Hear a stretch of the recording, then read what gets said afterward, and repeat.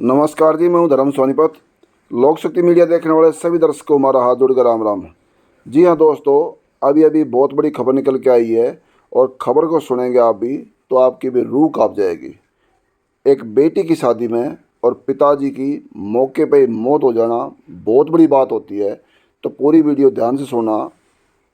पूरी वीडियो आप लोग ध्यान से सुनेंगे तो आपको भी बहुत ज़्यादा दुख महसूस होगा। तो चलिए बढ़ते हैं खबर की ओर। बेटे बेटी की शादी से पहले पिता की मौत, डोली उठने और दुल्हन के आने के बाद अर्थी गांव वालों ने निभाई रस्में। घर में हर तरफ खुशियों का माहौल था।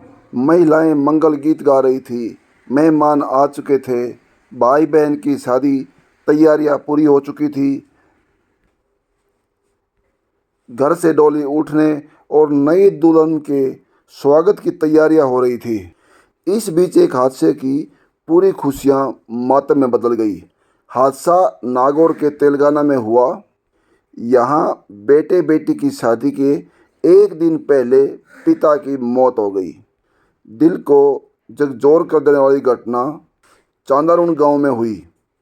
ओम प्रकाश जहांगीर की बेटी ज्योति की 22 वर्षीय ओम प्रकाश की उम्र 53 साल बताई गई है और बेटे दीपक की 24 साल की उम्र बताई गई है, जहां उनके एक बेटे और एक बेटी की शादी थी।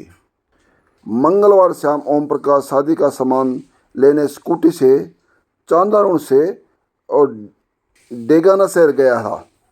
वह सामान लेकर देर शाम गांव लौट रहा था। डेगाना चांदारुण स्टेट हाईवे पर गांव से महज 1.5 किलोमीटर की दूरी पर सरकारी स्कूल के पास एक ट्रैक्टर ने ओम प्रकाश को रौंद दिया। हादसे में ओम प्रकाश बुरी तरह घायल हो गया। डेगाना थाना इंचार्ज अर्जुन लाल ने बताया कि ओम प्रकाश को गंभीर हालत में डेगाना हॉस्पिटल आया, जहां डॉक्टरों ने उसे मृत घोषित कर दिया। मंगलवार रात शव डेगाना हॉस्पिटल की मोर्चरी में रखवा दिया गया। सड़क हादसे की बात परिवार के कुछ लोगों के बीच थी। घर में दो शादियां थी, इसलिए तय किया कि बच्चों को हादसे के बारे में ना बताया जाए। सादगी से शादी करेंगे और उनके बाद अंतिम संस्कार कर देंगे। कुछ गांव वालों के बीच इस घटना का खुलासा हो चुका था, लेकिन बेटे बेटी को इस बात की भनक भी नहीं थी कि हमारा पिताजी नहीं बचा। परिजनों और कुछ ग्रामीणों ने शादी की जिम्मेदारी ली और रस्में निभाई। बुधवार के दिन दीपक की बारात को बुटाटी, नागौर के अंदर पड़ता है ये, बुटाटी के लिए रवाना हुई।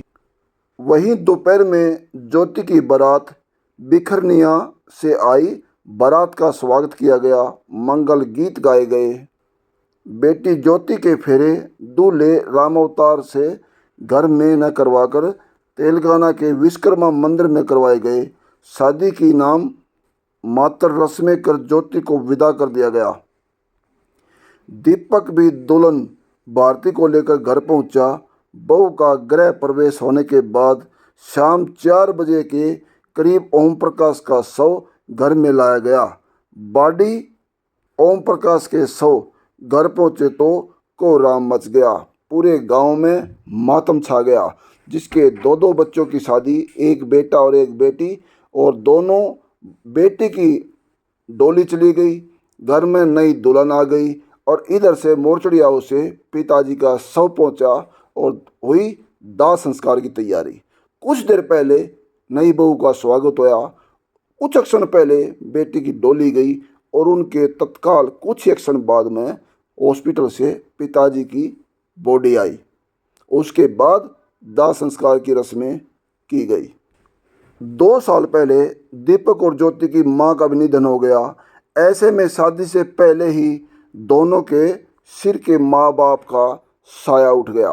गांव के कुछ मौजूद लोगों ने बताया कि ओम प्रकाश की पारिवारिक स्थिति को देखते हुए उसके शिक्षक भाई लक्ष्मी नारायण जागीर ने दीपक और ज्योति की शादी का पूरा खर्चा उठाया। दोनों भाई बहन फूट फूट कर रोए। आज जब नई बहू ने घर में प्रवेश किया और ज्योति भी अपने पति के साथ लौट कर आई, तब पिता का शव घर में लाया गया। कुछ देर बाद सभी रस्मों को पूरा कर 5 बजे ओम प्रकाश का अंतिम संस्कार कर दिया। दोनों भाई बहन फूट फूट कर रोए। पूरे गांव में मातम का माहौल रहा। ऐसा रब करे किसी के साथ ना हो। जो 2 साल पहले, कुछ ही समय पहले उनकी मां का निधन हो गया, और आज दोनों बच्चों की शादी में पिताजी सिर पे हाथ रखने लायक भी, बेटी को आशीर्वाद देने के लिए भी नहीं रह सका। इससे बुरा समय दोस्तों और कौन सा होता है? आप लोग कमेंट बॉक्स में अपनी अपनी राय दें, और हमारा भी भगवान से ये रिक्वेस्ट रहेगी कि उसको अपने चरणों में स्थान दें, और इन अनाथ बच्चों को, दोनों भाई बहनों को इतनी हिम्मत दे कि किसी भी चट्टान से लड़ सकें, और इनकी कोई भी खुशी में भगवान बाधा ना डाले। हमारी यही प्रार्थना है, और हमारा उद्देश्य ये नहीं किसी को दिल दुखाना हो, किसी को परेशान करना हो, बल्कि लोगों को जागरूक करना है। आप भी सावधान रहें, सतर्क रहें, और इस बेटी और बेटे की पीड़ा को लेकर आप लोग ये वीडियो शेयर और सब्सक्राइब जरूर करते रहना, और बने लोक शक्ति मीडिया से। धन्यवाद। सत्यमेव जयते।